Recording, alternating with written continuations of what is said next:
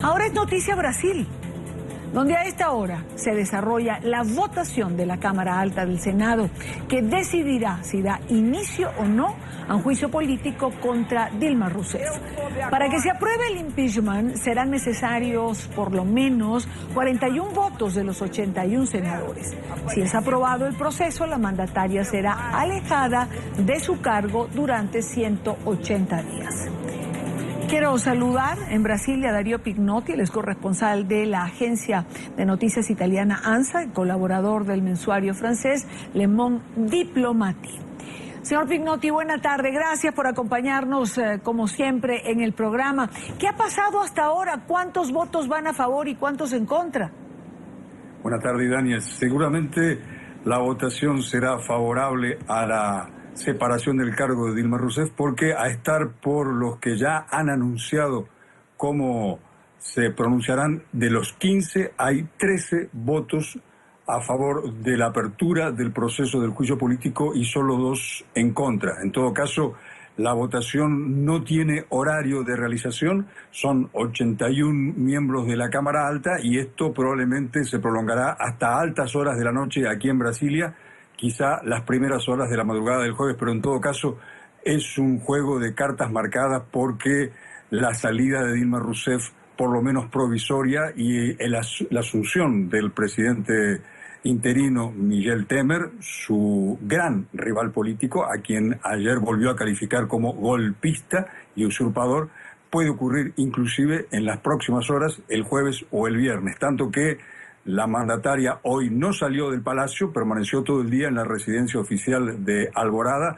donde hace algunas horas se vio llegar un equipo de la televisión pública, y esto hace presumir que Rousseff ya estaría preparando lo que será el discurso por radio y televisión de despedida del poder, y en el que se presume anunciará lo que hace varios días anticipó será lo que ella ha denominado resistencia democrática. En todo caso, los focos de la noticia estarán puestos mañana en el Palacio del Planalto, la sede del gobierno, a la espera del nuevo jefe de Estado.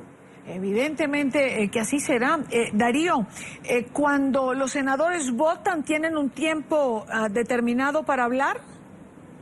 Así es, tienen hasta 15 minutos para hablar y no están en el momento de su intervención votando fácticamente. Por eso no podemos decir que esos anuncios ya se hayan transformado en votos concretos, pero obviamente quien hace un alegato en favor del impeachment y acusa a la presidenta, como ha ocurrido a lo largo del día de hoy, de haber cometido delitos de Estado, crímenes de responsabilidad por violar las leyes de presupuesto y de estabilidad económica, obviamente horas más tarde habrá de pronunciarse coherentemente con su anuncio, habría de votar coherentemente con su anuncio. Hay una preocupación explicitada hoy por las autoridades del Senado en que no se repita aquel acontecimiento, aquel casi circense evento del 17 de abril pasado, cuando la Cámara Baja votó mayoritariamente por el impeachment, pero se vieron escenas en las que decenas de congresistas dedicaron su voto a su mamá, a su papá, y algunos inclusive a alguna vieja novia que había quedado en el pasado. Eso no está ocurriendo hoy.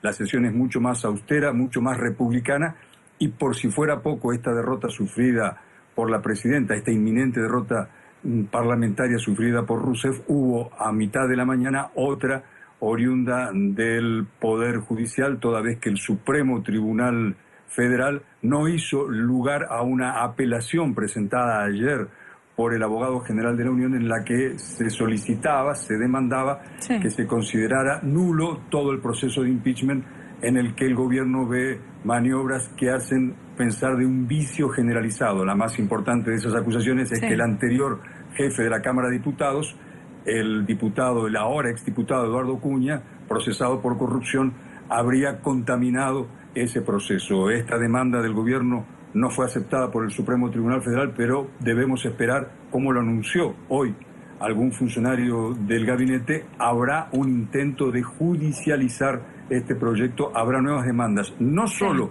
ante el Supremo Tribunal Federal, sino, no pudiera descartarse, ante la Corte Interamericana de Derechos Humanos.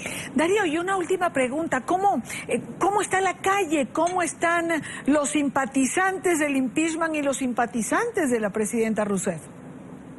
las aguas están mucho más calmas en el día de hoy, por lo menos si las cotejamos con lo que fueron las movilizaciones multitudinarias que a lo largo del 2015 y los primeros meses de este año respaldaron la salida de Dilma Rousseff.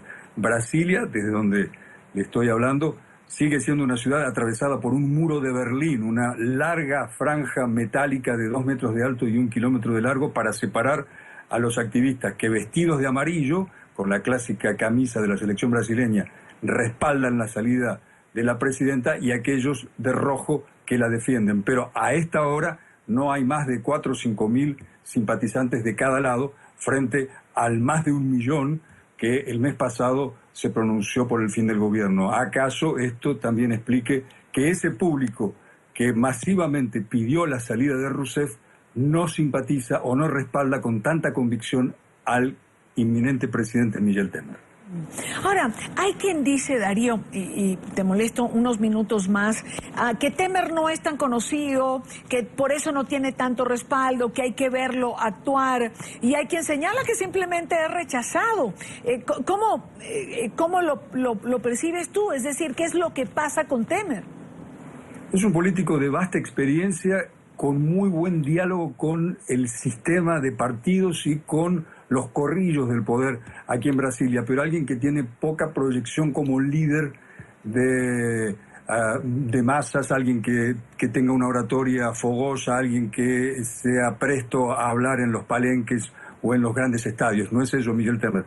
De su lado va a tener, en todo caso, un crédito que es el que la opinión pública seguramente liberará para un presidente que promete terminar con la era del Partido de los Trabajadores, el partido que gobernó 13 años, primero con Luis Ignacio Lula da Silva y luego con Dilma Rousseff. Esto, indudablemente, habrá que aguardarlo porque es un capital potencial que está de su parte. Hay otro capital intangible, pero que cuenta mucho en Brasil, que son las inminentes Olimpiadas de agosto, en las que también el presidente entrante confía como algo que logrará oxigenar el muy mal humor de los brasileños que se oponen a Dilma y que la defienden. En fin, es un gobierno que no llega con un robusto respaldo popular, y esto lo saben inclusive partidos opositores que han retaseado su apoyo a la composición del gabinete.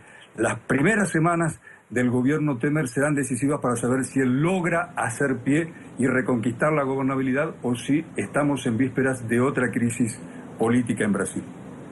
Darío Pignotti, corresponsal de la agencia de noticias ANSA. Darío, como siempre, 1.000.000 de gracias por acompañarnos. Por favor, hasta la próxima. Hasta la próxima.